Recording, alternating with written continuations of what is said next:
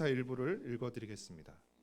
끝이 없는 날들 속에 나와 너는 지쳐가고 또 다른 행동으로 또 다른 말들로 스스로를 안심시키지.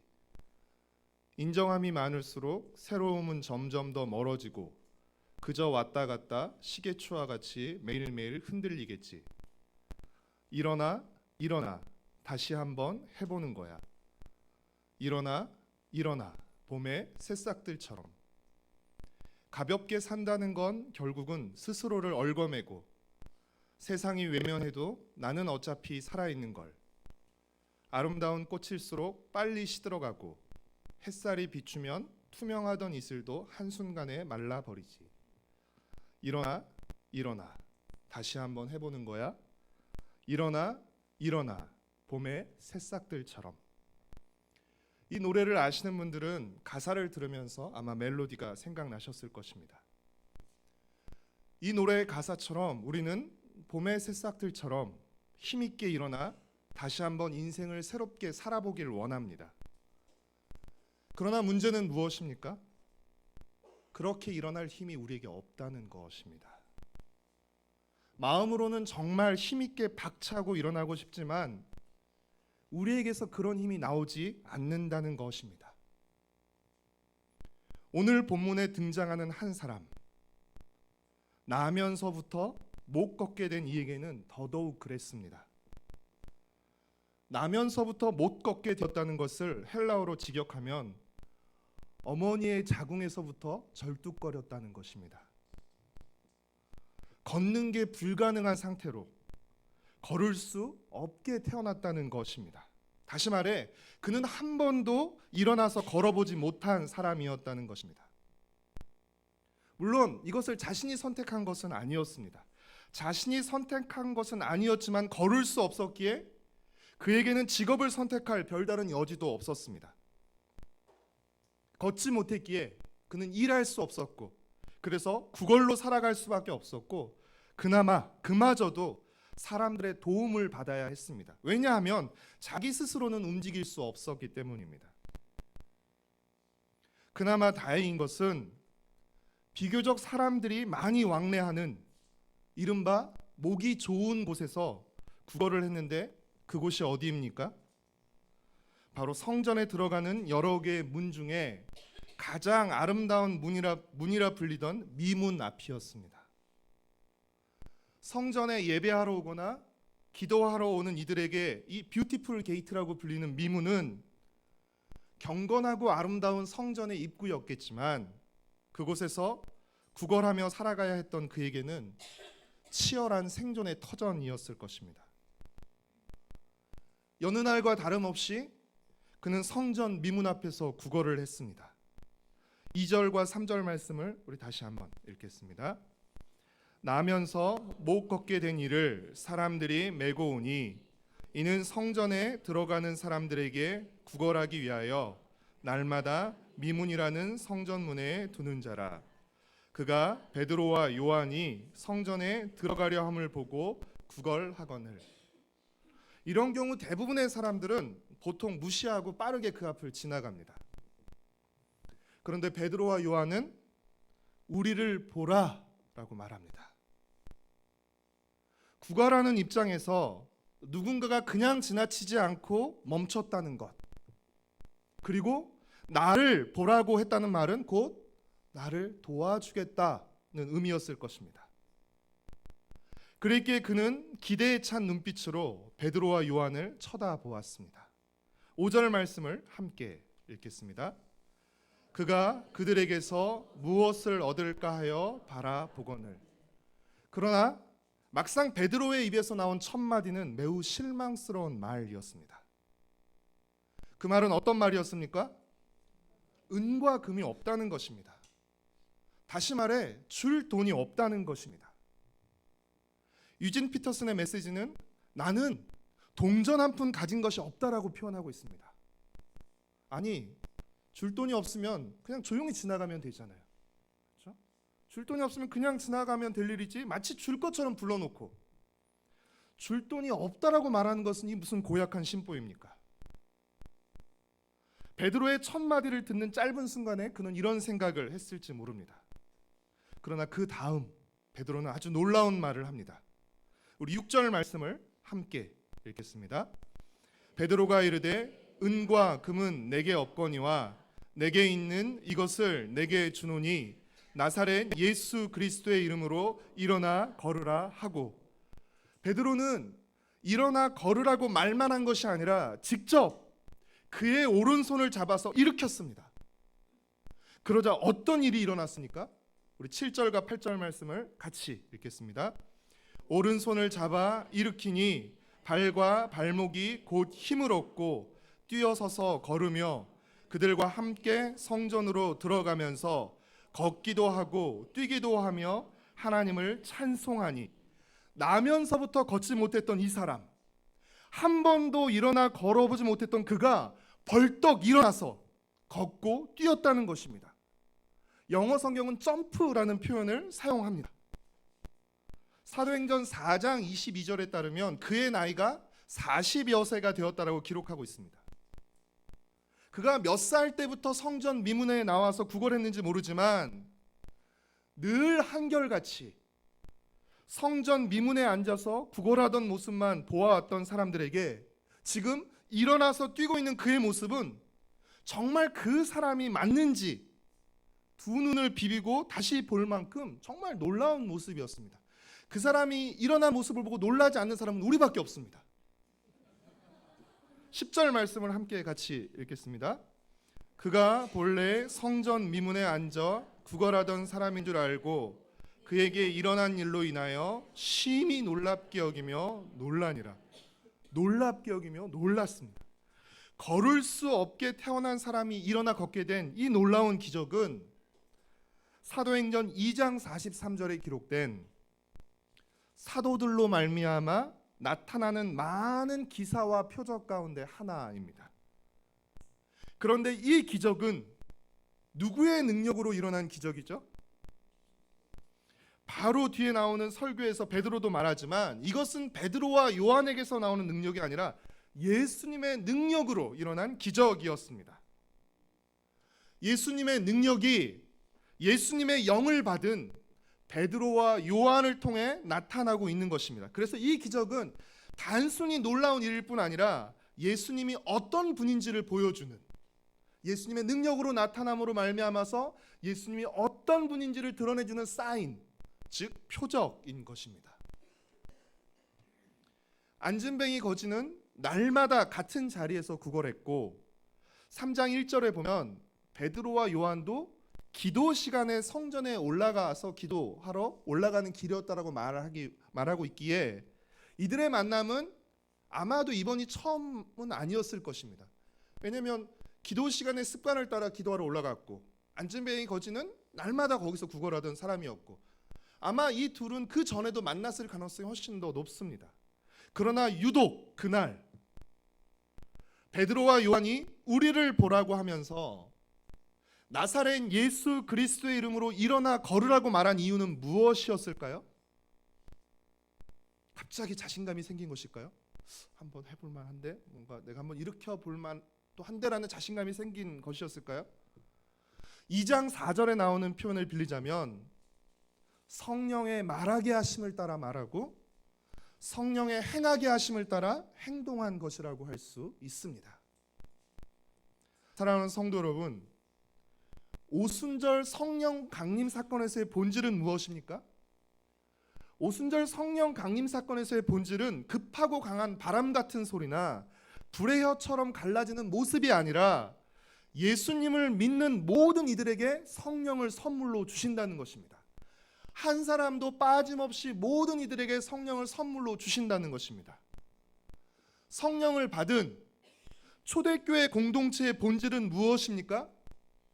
자발적으로 자기 지갑을 열고 서로 유무상통하는 모습이 아니라 자기 중심성과 자기 만족을 뛰어넘어서 공동체를 이룬다는 것입니다. 그렇다면 오늘 사도행전 3장의 이 사건의 본질은 무엇입니까? 단순히 걷지 못했던 이가 기적적으로 일어나 걷게 되었다는 것이 아니라 이 사건의 본질은 예수 그리스도의 이름과 능력은 우리에게 일어날 힘을 준다는 것입니다. 세상이 일으킬 수 없었던 이 사람을 예수님이 일으키셔서 새로운 삶을 살게 하셨다는 것입니다. 즉 예수 그리스도는 우리의 삶을 조금 더 낫도록 개선시키도록 도와주는 분이 아니라 근본적으로 바꾸시는 분이라는 것입니다. 사랑하는 성도 여러분, 안전뱅이로 태어난 이 사람은 성전 미문에서 무엇을 구걸했습니까? 그는 베드로와 요한에게서 무엇을 받기를 기대했습니까? 그는 은과 금을 구걸했고 그것을 받기를 기대했습니다. 돈을 구걸했고 돈 받기를 기대했습니다. 만약 그가 구걸한 대로 또 그가 기대한 대로 돈을 받았다고 가정해 보십시오. 그랬다면 그가 받은 돈이 떨어지기 전까지 며칠간은 먹고 살 걱정하지 않고 지냈을 수 있었을 것입니다. 지낼 수 있었을지 모르지만 구걸하는 삶에서는 벗어날 수 없었을 것입니다. 그러나 베드로와 요한은 그가 구하지 않았던 것, 그가 기대하지 않았던 나사렛 예수 그리스도 이름을 그에게 주었습니다. 그리고 그 이름은 한 번도 일어나 보지 못한 그에게 일어날 힘을 줌으로써 감히 꿈꿔보지 못했던 새로운 삶을 살 수 있게 해 주었습니다. 사랑하는 성도 여러분, 오늘 우리는 무엇을 구하고 있습니까? 오늘 우리는 무엇을 받기를 기대하고 있습니까? 혹시 나면서부터 못 걷게 된 이 사람처럼 은과 금을 구하고 있지는 않습니까? 이 세상에서 우리 삶을 조금 더 낫게 해줄, 이 세상을 조금 더 편하게 해줄 세상의 것을 구하고 있지는 않습니까? 사랑하는 성도 여러분, 구원은 이 세상에서 조금 더 잘 되거나 높아지는 것이 아니라 이 세상을 거스르고 이 세상과 달라지는 것입니다. 이집트의 노예로 살던 이스라엘 백성에게 구원은 무엇이었습니까? 이집트에서 좀 더 편하게 사는 것이 아니었습니다. 이집트의 노예로 살던 이스라엘 백성들에게 구원은 애굽을 벗어나 완전히 새로운 삶을 사는 것이었습니다. 그 구원의 시작이 바로 출애굽이었던 것입니다. 그래서 구약에서 구원을 보여주는 가장 크고도 결정적인 사건이 출애굽 사건인 것입니다.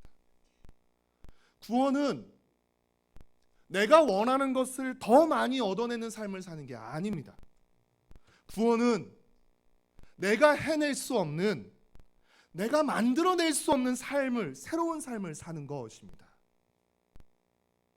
그런데 이 새로운 삶은 내 힘으로는 불가능하고 오직 예수 그리스도의 힘으로만 가능한 것입니다. 사랑하는 성도 여러분, 교회의 진정한 힘은 어디에서 나오는 것입니까? 교회가 높고 비싼 건물을 소유하고 더 많은 은과 금을 가진 데서 나오는 것이 아니라 교회의 힘은 은과 금보다 예수 그리스도가 더 귀하다는 믿음,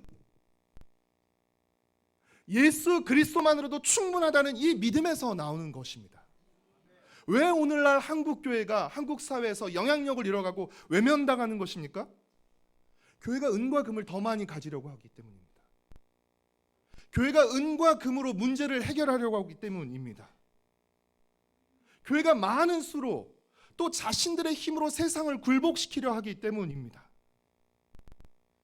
교회의 힘은 세상이 아니라 주님에게서 나옵니다. 교회가 세상에 줄 수 있는 가장 좋은 것은 무엇입니까? 나사렛 예수 그리스도의 이름입니다. 그리고 예수 그리스도의 복음입니다. 교회뿐 아니라 성도도 마찬가지입니다. 성도의 진정한 힘도 마찬가지입니다. 우리는 세상의 것으로 전도하려 해서는 안 되고 세상이 줄 수 없는 것으로 전도해야 하는 것입니다. 교회 나오고 예수님 잘 믿으면 세상에서 잘 되는 것으로 전도하는 것이 아니라 세상이 줄 수 없는 것으로, 세상이 만들어낼 수 없었던 것으로 우리는 전도해야 하는 것입니다. 사랑하는 성도 여러분, 나면서부터 안진뱅이로 태어난 이 사람은 평생을 성전 미문 곁에 있었습니다. 그러나 아이러니하게도 그는 성전 안으로는 한 번도 들어가 보지 못했습니다.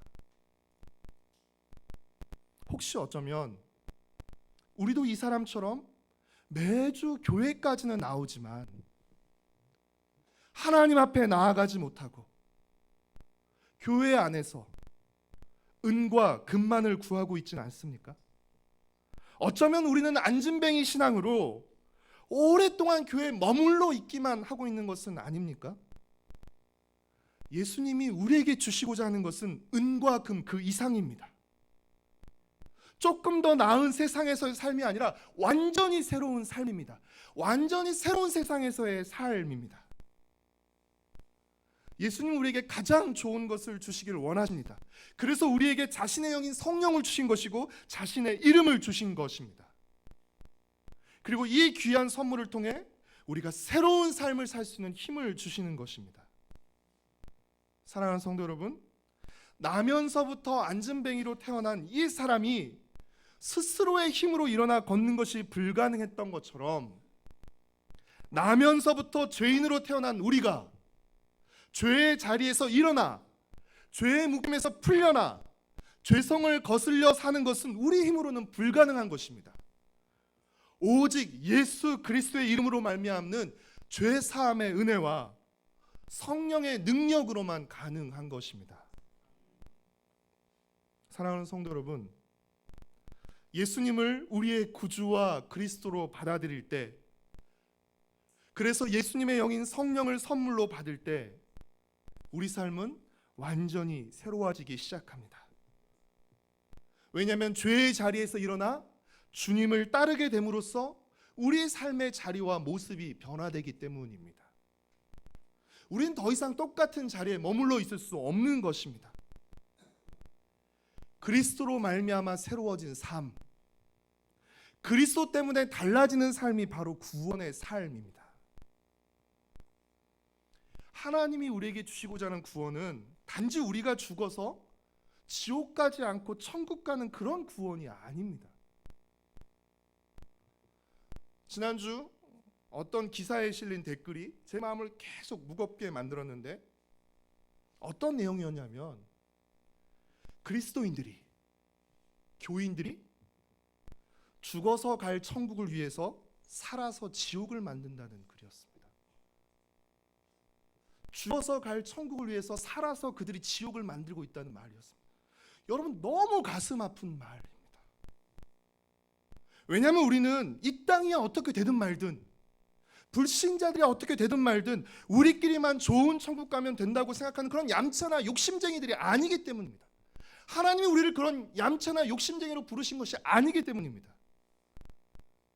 우리는 우리의 왕이신 하나님께서 이 땅을 완전한 하나님의 나라로 회복하실 것을, 새 하늘과 새 땅으로 회복하실 것을 믿고 그 왕의 통치를 받으며 완성될 천국을 소망하며 천국을 퍼뜨려가는 천국의 겨자씨와 누룩으로 부름받은 사람들이기 때문입니다.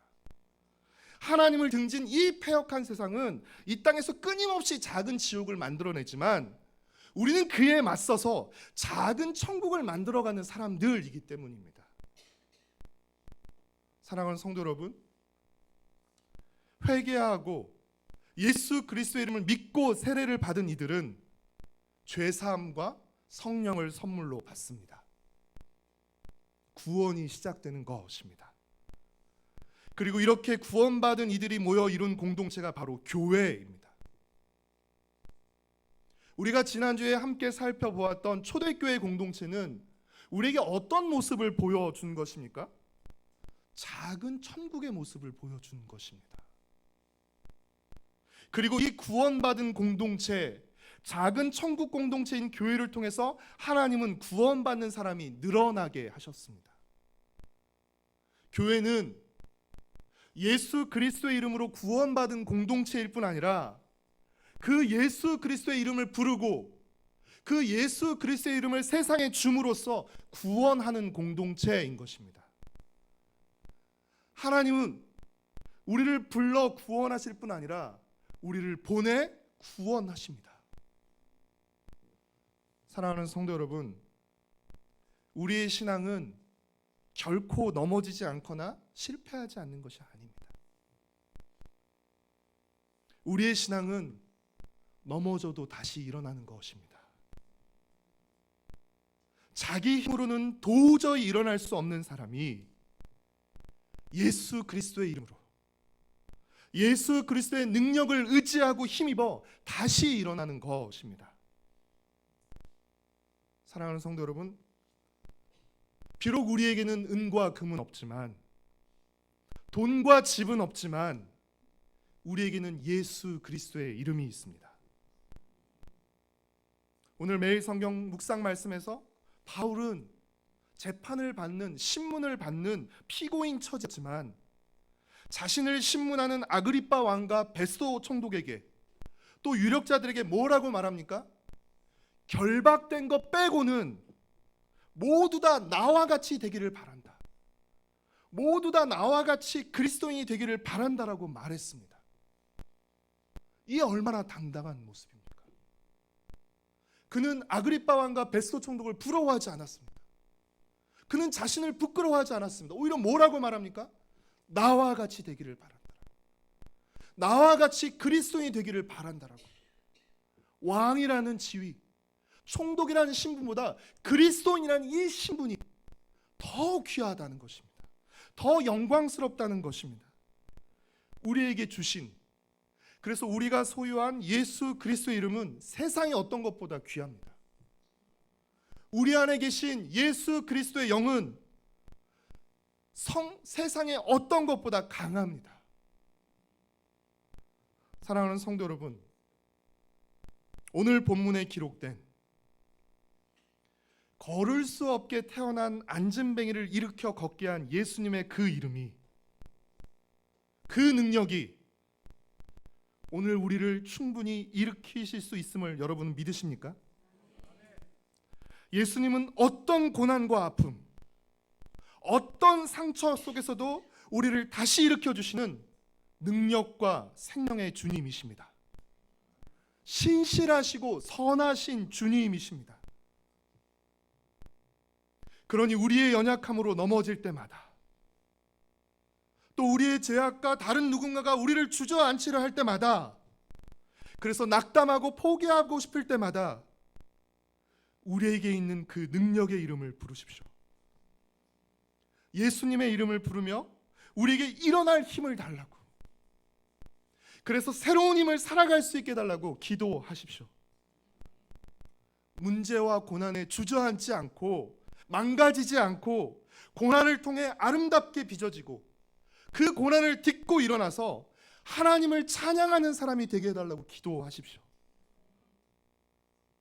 올 한 해, 또 우리의 인생 내내 주님의 이름을 부르며 기도함으로써 우리 힘이 아니라, 내게서 나오지 못하는, 나올 수 없는 그 힘이 아니라 주님이 주시는 힘으로 일어나는 많은 기적을 경험하시게 되기를 바랍니다.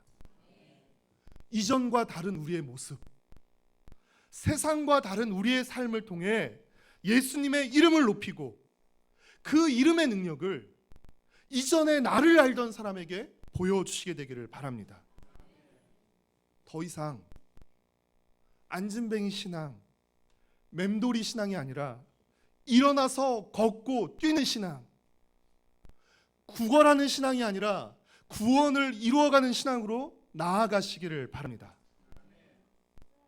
더 좋은 것을 주시는 더 좋은 주님을 의지하고 신뢰하십시오. 그리고 주님 보시기에 더 좋은 삶을 살아가십시오. 주님의 이름을 부름으로써 봄의 새싹들처럼 힘있게 일어나 꽃을 피우고 열매를 맺는 우리 개인과 가정, 그리고 세대로 공동체가 되기를 소망하고